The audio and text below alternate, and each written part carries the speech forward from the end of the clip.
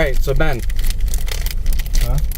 Your book is based off of Ragboy. Reginald. Regina.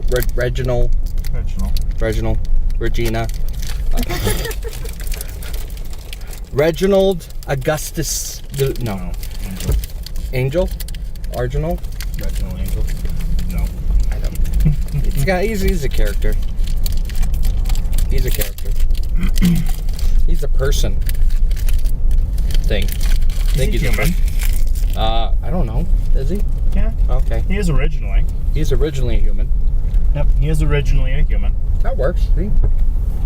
Reginald is originally a human. He is originally a human. Okay, so he's originally a human. Oh, that actually. Oh, it's the map. There we go. The map lies. It says things are open when they're not. No, I just said it's there. It says things are open when they're not. We were able to go to it. But it wasn't open We just weren't able to go in. to it See? at all. Big difference. Yeah, there was a little bit. A little difference. You almost conceded fully. Almost. Then I caught what you were trying to do. Yeah. You caught what I was shoveling. Yeah, I did. And boy, did you stink. Yeah, it was bad. Alright. So how would you explain the world that you're starting in? Earth. Very boring explanation. Oh. Earth. Much better. Much better. Kind of a mountainous region. Kind of like what Mount Rushmore was supposed to be. So it's a bunch of carved faces? No. The other side of Mount Rushmore. So it's a bunch of butts? So the library is carved into the mountain. Ah, okay. Okay. Is what it is. That's his home, is the suppository of all information after the wars and everything that had happened. A lot of the history had been lost, and so the Earth got together and basically made a safe space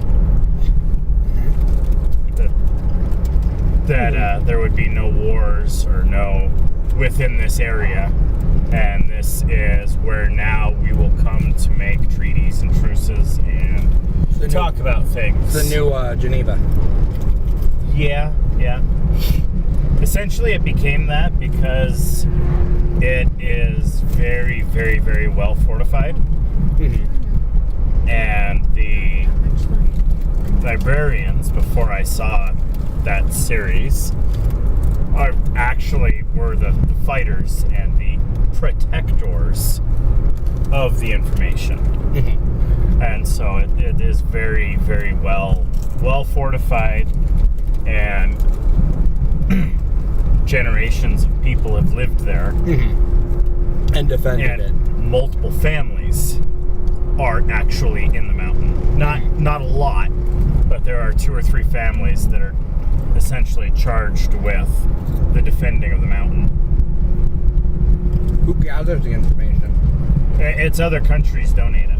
Ah. And that's kind of, you bring a Buffalo. peace Wow. treaty, Mm-hmm. which is Lindsay, right there. information of knowledge,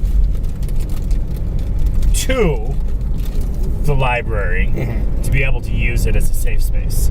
Okay.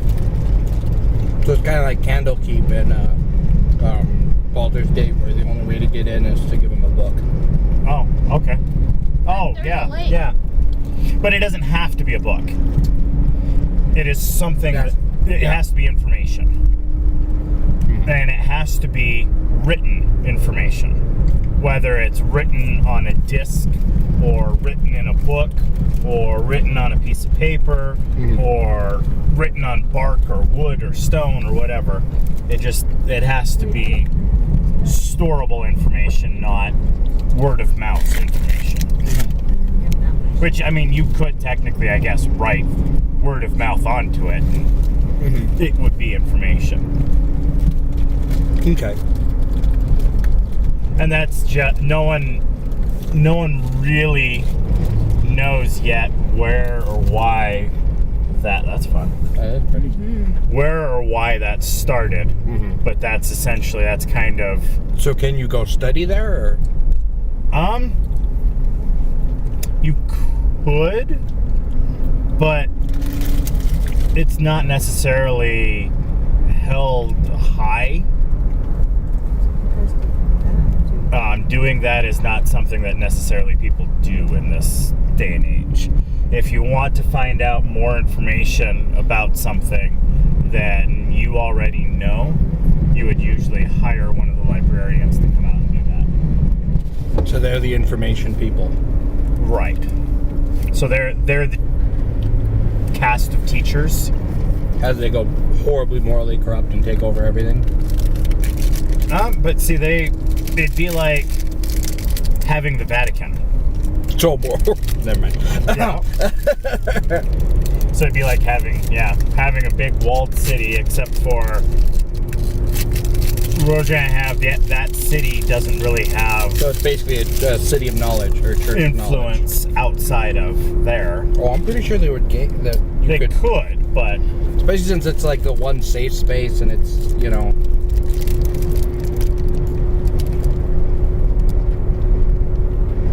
But the whole reason it has become a safe space is because I would think a lot of political influence. They don't take sides really, and they don't. At least so you can see or tell.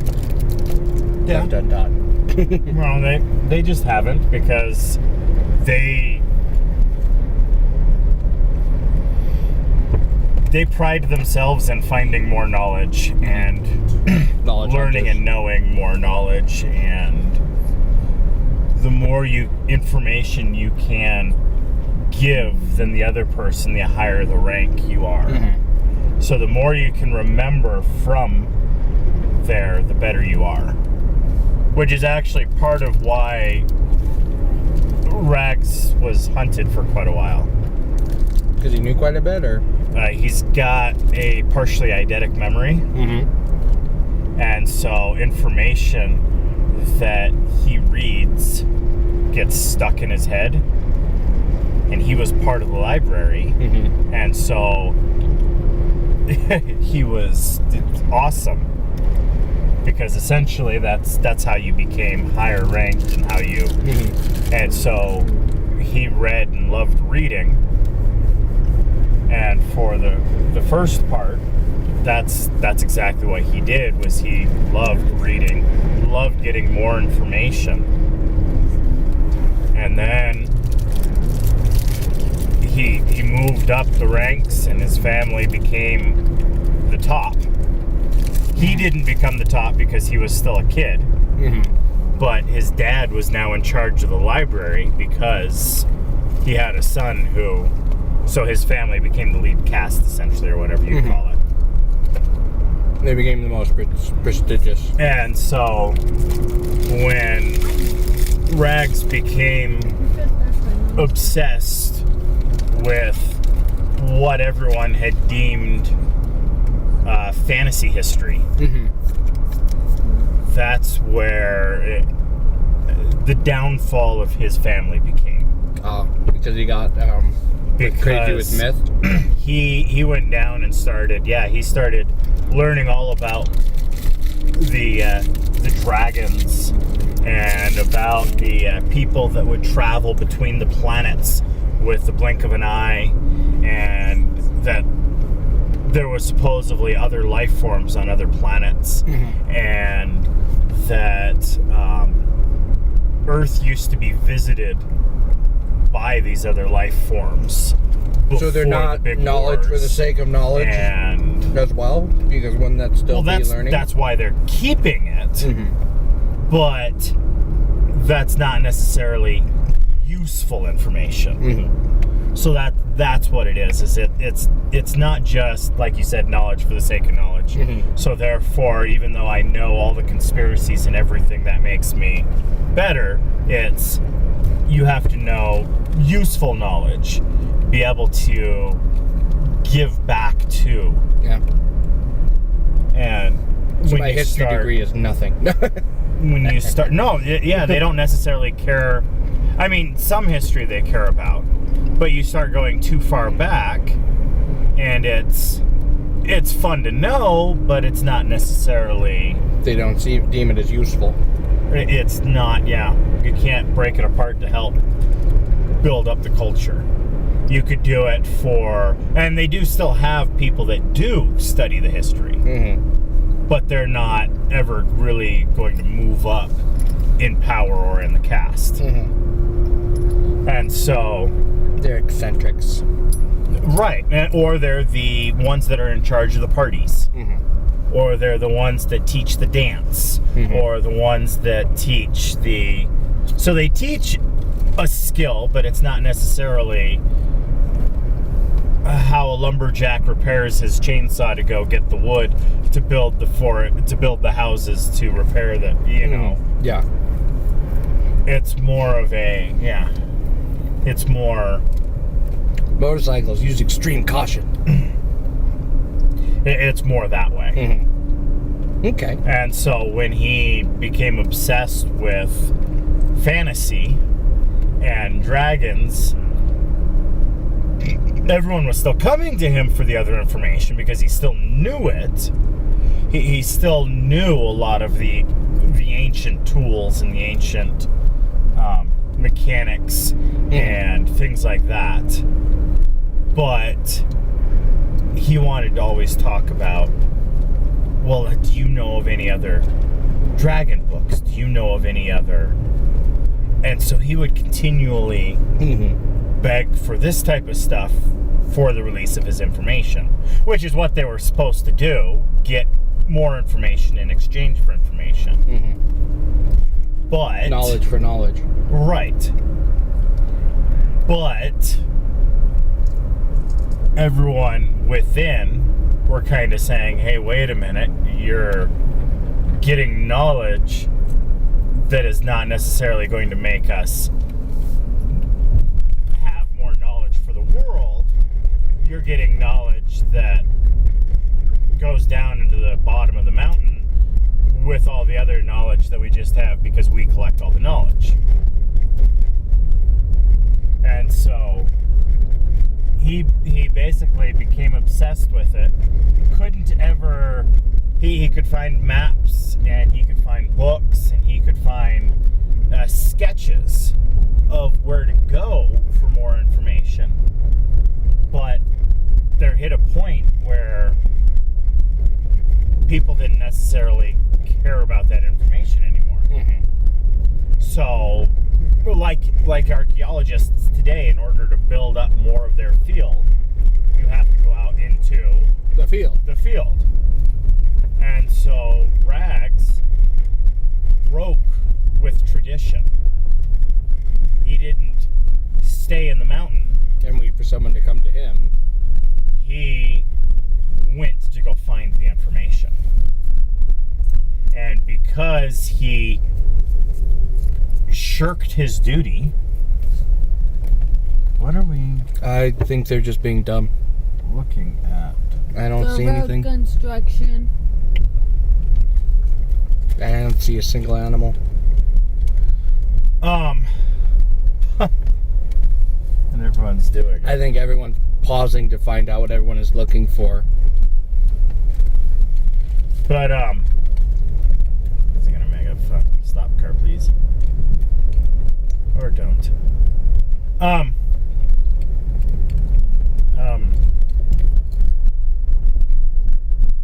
Yeah, so he left, breaking with tradition, to go find and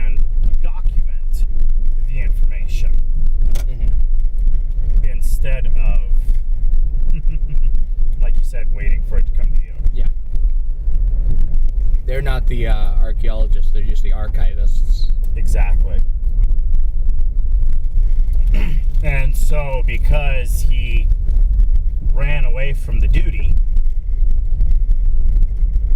that meant that his family was shamed. So, there's that goose. It's a goose. Maybe do also for the goose. And so, he actually became hunted. Because in order for the family to regain, They have to find him and kill him. well, they couldn't have someone who is openly from the mountain out and about. That was more what it was. It wasn't necessarily find him and kill him, it was find him and bring him back. Must find him and kill him. Because he's got to be... People from the mountain don't leave. Which is part of why, again, everyone came to the mountain. Because the mountain never came to you. And trade information. And why people, like you said, weren't worried about them wanting to take over or destroy or do anything. They never left. They never cared about anything else but archiving the information that you brought to them. And so they had now someone who cared about something else. Yes, it was still going and getting information, but... He was going and getting information. Exactly. They're a group of archivists, not a group of... archaeologists. And so that's why they had to go get him. And they didn't want... They did the, I guess what you'd call rumor control. Oh, no. He didn't leave. He's ill. He can't come, so this is the person that you need to speak to for your information. And that's how they kind of controlled well, he's gone. He left the mountain. So, basically, that's kind of how everything got started. Just him leaving to gain more information and then going, oh no, he didn't. Yeah, and then him being chased. My question is, how the heck did they go to hunt him? Because they can't leave the mountain either. They hire. So you have to admit to someone. So, yes. So they use hirelings or whatever. That, I guess, are sworn to secrecy or whatever you want to call it. And use that to try to track him down. Oh, you're not going to be hired by secret organizations if you have information from secret organizations. All right, let's go ahead and start part 2, because this only does... All right. So that's the archivist library. Then you do have the group of assassins and thieves. No, those are the ones hunting him, or Yes. Yep. they hired the Thieves Guild to do it? They're they're not called that. They're... Yeah, because I'd have a hard time hiring a Thieves Guild to do anything. They are more... They're the group of people you hire when you need to procure something or ensure someone's silence. Thief and Assassin Guild. But... They retrieve things, including people's lives. Yeah. But they're... shoot. Like port authorities. Or what you would kind of call Port them. authorities with knives. Well, port authorities don't always collect things or kill people. No. They usually just control what comes in and out. Yeah, they're more the port authority smugglers. Yeah, it fits better. But essentially they come from the islands area. Archipelago. Is where they come from. The group of that do this or that specialize in this. Okay. That if you want to spend your money to get the best of the best, So you go to a pirate. you hire, kind of essentially, you hire them to do it. Yeah. And yep, they're the no questions asked, this is what we do. And it's done. That works. And that's actually where Kat is from. She's one of the people trying to kill him. She is one of the huntresses after him, who actually ends up getting befriended. Because that is actually one of his strongest traits, Rags's. So he's a shonen character. Essentially. All you gotta do is you get into one fist fight with someone and you're best friends forever. He's a really good. Someone had fun wrapping that up. He's a friend. And yeah, he's a really good friend. And so that's usually people end up, okay, well, you're leaving the area, so I don't want to kill you, or I don't want to hunt you, or I'll protect you, or whatever. Yeah, he makes a good, I guess, shonen character. Because, like, name what shonen character doesn't do that, really. But that's essentially, that's him. He doesn't necessarily, like I said, he's human. He doesn't necessarily have this awesome strength or this awesome, I can stop bullets or anything like that. But he's got some dang good charisma. But he's got really great charisma. And that person's in a really big hurry. Because I am going 50 in a 35, if you just saw that. Yep. And that person just passed us like that. But yeah, that's his basic, his charisma type thing. Why would you want to be in a hurry in Yellowstone? Now, a lot of people actually use it to transit from one spot to another, and that's it, which is sad. That's very sad. Sheep eater cliff. That's where sheep eat things, apparently. No, cliff. Oh, road's closed. The cliff eats the sheep. Oh, that makes sense. But so yeah, she's not one of the top assassins, but she is one of, because they don't usually work in large groups. Because usually you don't. If an assassin is working in a large group, it's a little harder to be sneaky. Yeah. Even to steal something, you get too large of a group. Ocean's 11, and 11 ain't gonna cut it. It's too many hands in the basket. So yeah, she's one of the beginners out there trying to find him. And then you've got the pixies, which are kind of funky creatures / machines in this world. They are more the hoarders and builders.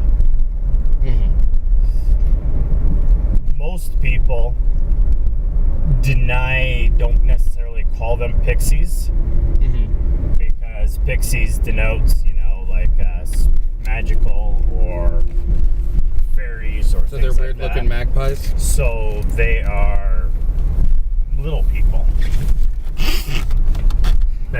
So let's just use a term that's even more denoted of magical people. But yeah, Darby O'Gillen, little people. Yeah, that is a beautiful little mountain sticking out in the middle of nowhere. But that's kind of all they're really kind of called. But they usually build wings onto themselves out of machines, and they rebuild parts of their body, and So they're technophiles. Yeah, exactly. They would be. They believe that the more machine you can become, the more the better off you are. The flesh is weak. And yeah. So the Adeptus Mechanicus in miniature.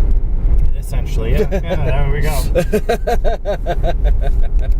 I always find it's really easy to explain stuff by using other options as well to like help people compare and contrast, because it does, help compare and contrast. That's essentially kind of that would like, fit. Now, I think it only fits so far because they're not the dogma, they're not the the other stuff, but it fits the part where it's the flesh is weak and the steel is strong, and the fascination with all things mechanical. Yep. Yeah. No, they are, and they are. If you can convince one of them to help you repair, it's going to be one of the best repair jobs you've ever had. Exactly. But convincing them is not an easy feat. No, it wouldn't be. I wouldn't think. Because they are the gatherers of machines, or building themselves. They're machine magpies. So, yeah, that would fit too. Mechanical magpies. And so... Now it's 25. He's nameless. You haven't named him yet, or? No, he's essentially more geese. Hello, geese. He's essentially a renegade from them. A renegade mechanical magpie. Yeah, say that 10 times fast. Renegade mechanical. Yeah, I can't. So he essentially. You want to try saying that 10 times fast, Lindsay? Look at that. That is beautiful. Mechanical. I want to. While we're recording this video, I'm going to peek out there, open the door, and actually peek over the ledge, and then come back, and we'll continue talking. Since this is basically an interview of your book while in Yellowstone. Yeah, it's called wind. Oh, that's your door. That's a lot of wind. Don't lose your way.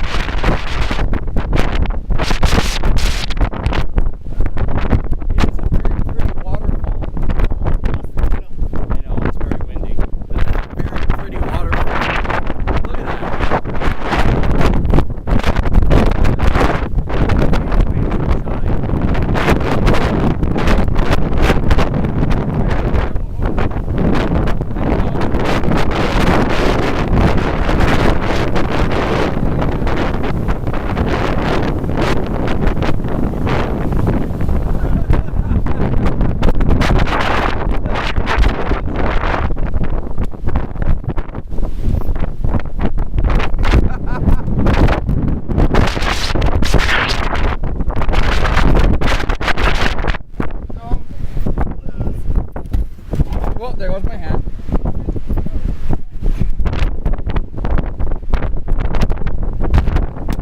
Yeah. You can't record two videos at the same time. You're hearing, not the wind. Yep, that's a waterfall. Ah. That's why I was waving you guys to come look. It was pretty. I want you to lose your doors. They're not actually going to fly off, I hope. They're not actually going to fly off. I hope. Well, that's because if they do, dang, I need to, fix some things. Yeah, let's go ahead and take this off for now. All right, so look back. Come on. Lindsay, That's this why side I'm look not doing fat. it right. Oh yeah, there it is. Yeah, it's a very pretty waterfall. It is. I'm like that, I Lisa. definitely want to go back and look at the footage because I extended it all the way down and looked down. So in the middle of your Rag Boy interview, it's gonna be like, oh, look at the beautiful waterfall. Okay, back to Rag Boy. Look at that. Yeah, that's. Built up around the mountain. I know, it's fun. It's Dwarven. I can't wait to start working on my Dwarven stuff.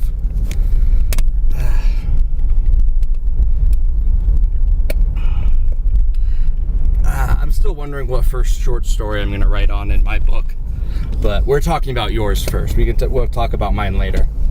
All right, so the Pixie, the nameless one. Yes, that's where we were at.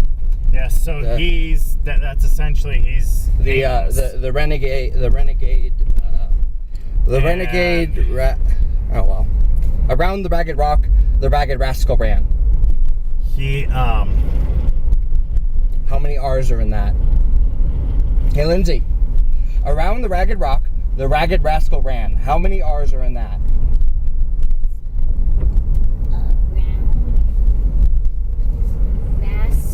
Around the Ragged Rock, the Ragged Rascal round. How many R's are in that? 1. No, there are no R's. Spell that. T-H-A-T. It still gets me. I know, it's gotten me before too. Oh, this is beautiful rocks. I do railroad crossing. Watch out for cars. Can you spell that without any R's? Yep. Yeah, T-H-A-T. So, we got the, don't enter there. That's probably a one-way coming back out. Yep, there it is. It's the one-way coming back out. Let's go ahead and go in there. Oh. Is it supposed to be closed? Yep. Yeah, it's closed. Never mind. Yep. We can't go in there. Nope. You guys want to look back that way? No cars. It's good. That's pretty too. All right. So the mechanical pixie. Okay. I actually really like that idea, and I'll probably draw it later. I really like He's that quite idea. cool. He's got the four-wing type thing Mm-hmm. because I like that look. Well, it's also it's a fun idea. It fits better, but he's a runt of them essentially, and so that's He's why, a tiny person. So that's why he was kind Yeah. of. So how big do you have pixies? They are about 2 feet. Okay. So 2 to 3 feet tall. So they're not They're not what we like normally they're not think. the 6-inch, 5-inch tall pixie or the 2-inch tall pixie that we're used to. They're more like nixies. Right. Which, do you know the difference between nixies and pixies? Not a whole lot, except for location, and nixies are more water-based, even though they're bigger. And their wings are more for swimming, but whatever. So he basically, because he was a runt, I'm actually going to point it out this way now. he left. And hence why he's a renegade. They don't call them nomads, they don't call them wanderers, they call them Or Ronin. renegades. You have a little samurai sword? Because they're not expected to be able to survive really. On their own. So they're like mass creatures. Yes. They are very much so of one mind and one, we all go this way. So they're individuals, but they're communal. Right. Very communal. And so he leaves, and he was never given a name. Because, like we just said, he wasn't really... He was a runt that left. He wasn't expected Now, to survive. did he leave? Or No. was he kicked out? Yes. Okay, so they kind of Spartaned him. More of a, you're the runt, you're the smallest. So they kind of Spartaned him. You're not expected to live, and we don't want to spend. But wouldn't technology save him because they're technophiles? He's not worth upgrading. Wow. They're mean technophiles. It's kind of an interesting little... Yeah, they're very heavily communal then. Not in And the so it's... like not in the individual communal base, but in the very much it's for the good of the community. Yes, it's for the better. And so they wouldn't even want him breeding into them. Mm-hmm. because a runt breeds a runt. Mm-hmm. But yet he still has the mechanical affinity. So he still has the born knowledge. Okay, so it's innate born knowledge? It's essentially. Okay. They don't know how something works. Like, they can't explain it. They couldn't explain it to you. But they can do it. But it makes sense to them doing it. So it's kind of like Groot and Rocket. No matter how often Rocket explains it, Groot's just like, whatever. And so, yeah, still makes it work. Does anyone have any tape? I want to tape over the button. It's very much so an innate ability. Okay. With so they're machines. Mechanicus orcs. There we go. That would work. Yeah. Yeah. So they're Gretchen. That is pretty. That is a lot of sulfur. Look at the sulfur, people. Look at that sulfur. It's a lot of sulfur. And the steam. Yeah, most of this thing's steam now. So it's gonna be such a weird video of angles. Look at the pretty thing! Ah! Joe gets distracted. So they basically kind of stay in their mini city, and they'd be kind of like ants because they have gatherers, and they have like massive hives of technology. Right. It'd be terrifying. Yes. And so Rags actually gives. All right, so we can go fishing at 25 miles an hour. Nameless actually gives him a name. Oh, that's nice, but we won't know it yet. We'll find that out in the book. And that's unless you want to give it away now. No. Okay. Well, you can. Exclusive on Ben's channel. Him giving away all the secrets of his book. Now you don't need to buy it. And that's what basically brings him in again. Naming. Using his shonen power, if you want to call it that. Well, it's kind of what it is at this point. So using his name a shonen character that doesn't really friend have that power anymore, I should say, because earlier ones. Well, no, hey, Rurouni Kenshin. Yeah, all of them. That's essentially. That's a shonen ability. And so basically, I think they got it from America in World War II. See, we punched them so hard they became our friend. He friends them. It's actually horrible. And it's pretty rocks. Brings them in. Yeah. And so the pixies are very, like I said, they're very standoffish. But you have to give me something. I was about to say, but then Rag Boy became part of his community. So you have to give me something worthwhile. Anyway, need to go to the bathroom? No. We might as well stop here because we're almost done with 20, and let's go anyways, just in case. Okay, I was gonna say that's where we're stopping. Actually, it looks like it's closed. Mammoth Hot Springs. The Mammoth Hot Springs aren't closed. They're kind of, always active. I was gonna say, I see a lot of vehicles right there. Ooh, look at that to the left. That's so pretty. Yeah, it's like the porcelain place. The Porcelain Springs. That was fun. And so he gives him a gift of great worth. A name and a friend.